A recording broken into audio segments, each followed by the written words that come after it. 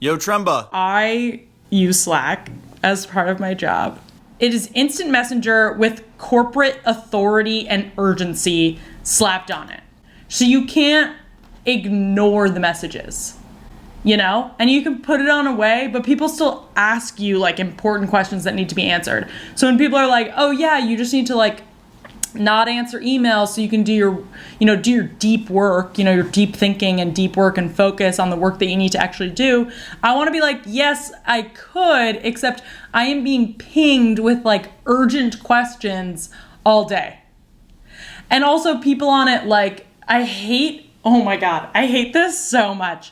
I hate it when people Slack you, and this is like texting too, when they Slack you like, hey Charlotte, how's it going? I know, and you know, that you are not just slacking me to ask how I am. So save us both the extra work and typing of like these cordial niceties and just ask me what you want. Like, it's already wasting my time that I have to answer a question over Slack for you, or more likely find something for you that you don't know how to search for yourself. So don't waste more time by asking me how I am, because I can assure you, if I am answering a Slack, I am not well. There are many other things that I need to be doing, and answering a Slack message is at the bottom of my list. So just ask me for what you need. And then say thank you. The nicety can come at the end. Say thank you, because that annoys the shit out of me. Oh wait, there's or another one like the like, hey, hope you're well, da da da, like 5 messages in a row.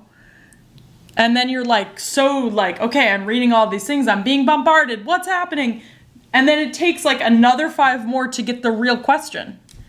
So this is even worse. There's like so much information being thrown at you, and then you gotta decipher and sort through the messages to figure out what this conversation is actually about.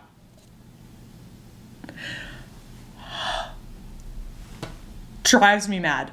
Or this is another one.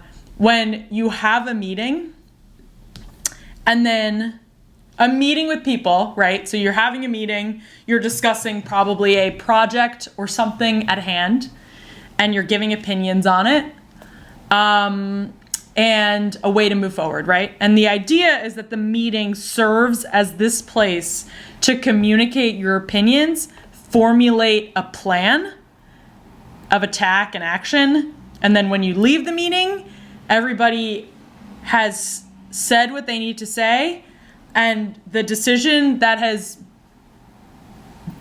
been come to or whatever is what everybody's okay with, because everybody talked about it during the meeting. So imagine you think that is what just happened at a meeting, and then not a minute after the meeting ends, somebody Slacks you and gives all of these opinions that were not mentioned during the meeting. And you're like, what? Why didn't you just say that in the meeting that just happened to discuss this? Because if we just had a meeting about it, guess what? I am not talking about it anymore. It's done. That was the meeting's purpose. To then Slack about that topic just completely negates the entire purpose and negates the time spent on that meeting. Just speak up in the meeting. That's what it's for. It's a meeting of the minds, a meeting of roles, a meeting of capabilities. It's a meeting. Meet, talk, planting, meeting. God.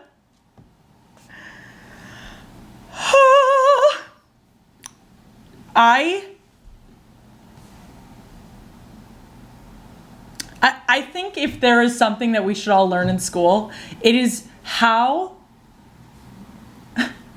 to effectively communicate your ideas in a meeting, your opinions on something, why they matter and why they should be considered, and how to listen to others' feedback and opinions and collectively come to a plan and course of action moving forward. And some schools do this, right? And some people have parents that do this, but many do not. Many do not. And it drives me insane. Absolutely drives me insane. Have a sip of my cider while I cool down. And I don't know if it's like a woman thing, because that's what annoys me, right? Is like the couple of examples I'm thinking of do happen to be women, and they are older than I am, right? And it's like, so I don't know if that's like a generational thing or a regional thing or an education thing, societal conditioning thing.